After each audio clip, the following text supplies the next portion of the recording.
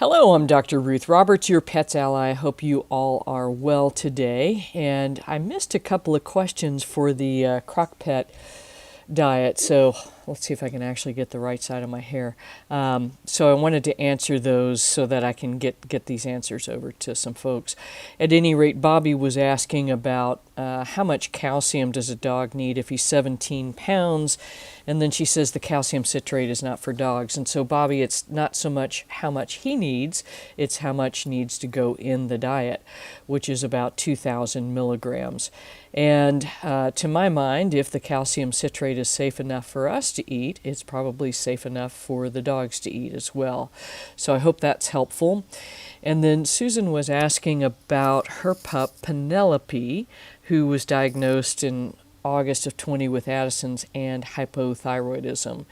And she's taking some medications for the Addisons, which frankly is probably necessary, so some Percortin and then prednisone, and then her thyroid tablets. And she's a German Shepherd and a Shar-Pei and weighs about 60 pounds. She said her kidneys were off too, and but that's a little bit better after a homeopathic remedy.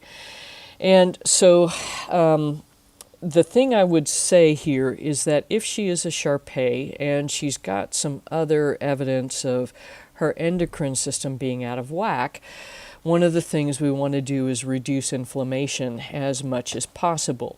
So first thing I would consider as far as dietary modifications is to figure out if there are any foods that are actually creating inflammation. And so the way to do that is to kind of think about what you've been feeding for the last 6 months and then try something completely different and really work on improving gut health. So Susan, if you need some more in-depth help about that, just reach out to Hannah. Probably best if we schedule a consultation. But really where I would work is on reducing inflammation in the intestines by sort of shifting up what she's eating and not feeding things that she's been eating for the last 6 months, and then also adding in a probiotic, because that's going to support her entire system a little bit better. And Jamie is asking about turmeric, and Willie had his birthday, so happy birthday, Willie, and getting his birthday toy, this really cool octopus. He looks like he is absolutely delighted. So happy birthday to Willie, and may he have many more.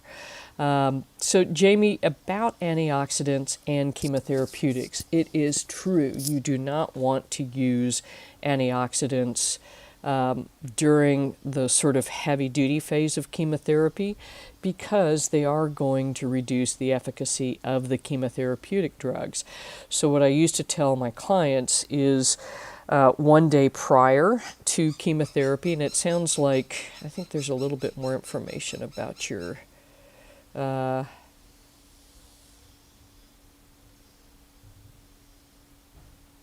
Willie getting chemo. And so I'm not sure when the next chemotherapy will be. Looks like it's maybe on 3-week intervals. So what I would suggest doing is at least 1 day prior to receiving chemotherapy, and for 3 days afterwards, stop things that are antioxidants. So this includes fish oil, any curcumin type product, glutathione, things of that nature, because if we're going to go to chemotherapy, we want to let it do its very best. So every 3 weeks. So what I would suggest then, when you get ready to go for the next treatment, then withdraw all of those things at least 24 hours prior. You can certainly do it for 48 hours prior, and then for 3 days afterwards, because we definitely want to let the chemotherapy do its best. And he is looking absolutely wonderful, which is great. And the other question you had was on the curcumin product. So let's take a look at the label.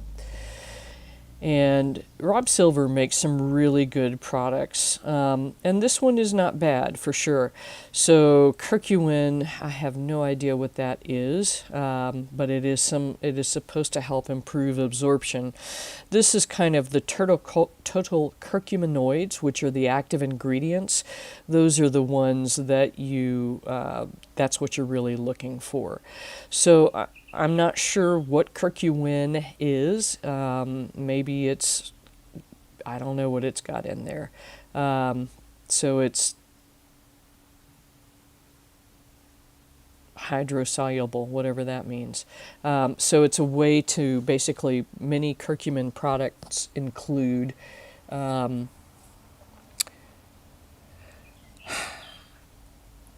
coconut oil and bioperine to help increase absorption, and so maybe that's what that is. So I think that's one thing you want to be cognizant of. That's why the one that I ended up making, we've got curcuminoids. So there's 25 milligrams per dose per tablet, and then bioperine to help improve absorption, and then coconut oil helps to again get better absorption, because it really likes some fat to get in there. So I hope that is somewhat helpful. So let's see if there's anything else before I miss that. So we're in pretty good shape there. So that's really, let's see, Debbie's asking about Inflapotion and the CBD Heal. And so Debbie, if she's down to one a day and that's really doing good, that's fantastic. And with the CBD, so she's been on Inflapotion for a while, and then what you can see is that maybe with the CBD that you're using, that you may be able to reduce the Inflapotion for a while and kind of cycle that back in. So that's, Daisy is fortunate that she didn't sort of stop responding to the Inflapotion, but I have seen that happen with Mona and several other patients. So sometimes it's good to kind of cycle things in and out. So that's what I've got for you guys today. Any questions that I haven't answered for you? If so, let me. If not, then I am going to sign off. Here's the link to the curcumin product, just so you guys can go check it out a little bit more. Hio seemed to like it, and curcumin's tough because it's very bitter tasting. And yeah. So Jamie, you want to back off of everything that's supposed to be a antioxidant. And why were you wanting to use ginger, by the way? And while you're kind of typing that in, the other question I forgot was Susan McPherson was asking about if rice is inflammatory or if it's okay to use. Oh, thanks, Pam. I'm so sorry. Golly. Sorry, I tried mushrooms last night for the first time in a long time in a meal, and I can't tolerate them, so I'm really stupid today. So let's see. Let me go back to Susan's. Can dogs eat rolled oats? Is rice inflammatory for them? Yeah, dogs can eat rolled oats, and they can also eat rice. And it just depends. It just depends on the individual pet's response. So rolled oats can be tainted with gluten. So that's something I would check out and see if there's any problems. If you've been using rice for a long time, then try some other grain like quinoa, millet. You could try sweet potatoes. You could try oats and just see how they respond to them. If you're not sure, what I would do is just test. And so for little guys, it'd be something like a half a teaspoon per meal for 3 meals, and then wait a full 72 hours to see if there's any response to that food or not. And that's going to help you know. And then Tab, we're actually talking tomorrow, so this is a very detailed email, that you sent, and so I will answer all of these questions for you tomorrow during our consultation. let's see, let me get down here. Oh, that's right. So spirit's been favoring his back end or hips the last few days. So what I would do is see if you can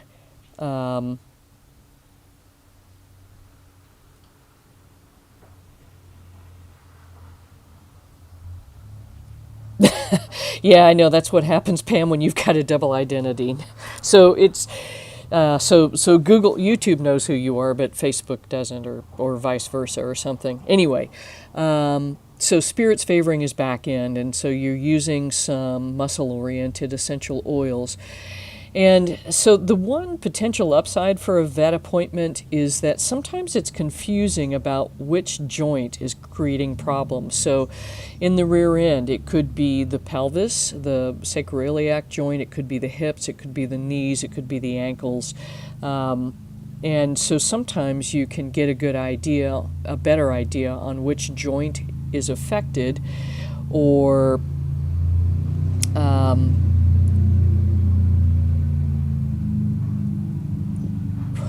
sorry, guys. I am so glad this is not a daily event anymore. At any rate, so that may be the utility of a vet visit, is to help localize the joint, to see if there's osteoarthritis, if there is like a cruciate tear, if what's going on. So that's going to help you kind of target what's up.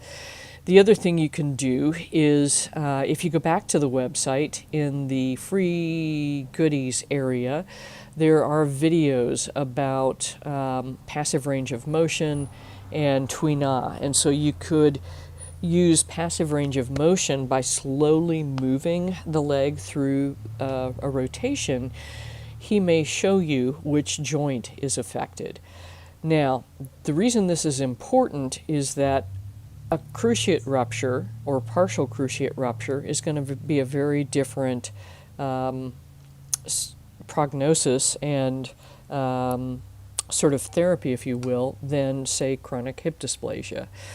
So that may help you. Now, the other thing you could look at, and you're already using the essential oils, the turmeric supplement and fish oil, and then double the CBD oil yesterday. And you're right. I mean, it's maybe sort of the pain level is sufficiently lowered that he can get through the day, but if he's not doing what he would usually do, something is wrong.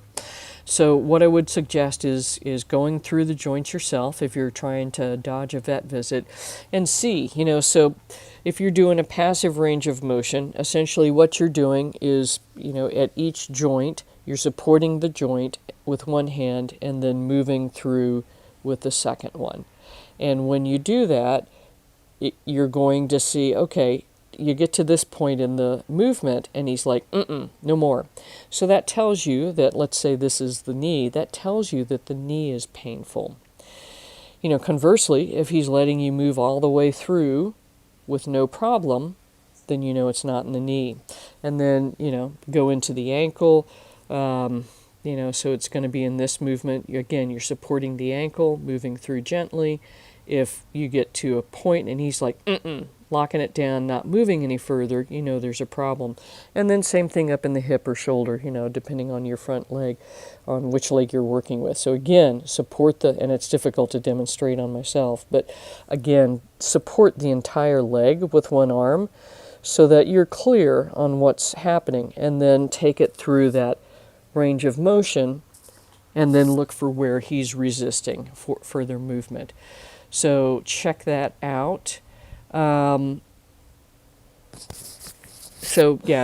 you're using it to, because ginger is another one of the herbs that sort of transform or resolve stagnation and get things moving. So in Chinese medicine and other ones, other modalities, that helps tremendously. So interestingly, turmeric is in the ginger family. So ginger has some of those, the ginger we think of is has some of those benefits as far as resolving stagnation, reducing inflammation, antioxidants, that kind of stuff.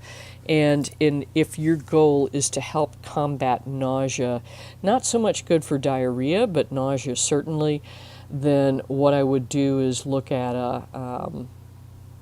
maybe a encapsulated product.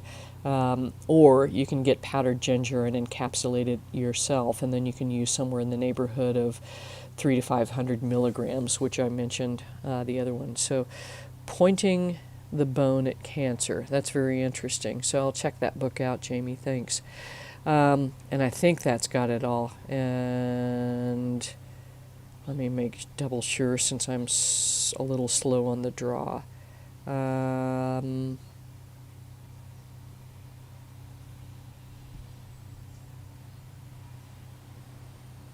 I think that's it.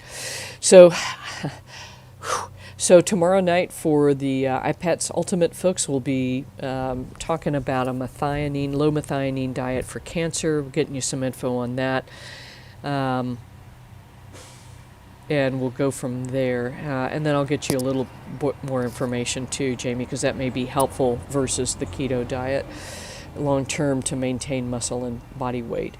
Yeah, and that's the thing. The Serenia, I think that's going to be a really good, that just is going to help with the nausea tremendously. And this is where human cancer patients will often use THC to help combat the nausea. From personal experience, I can tell you ginger is helpful, but if your nausea is just overwhelming, it ain't going to touch it.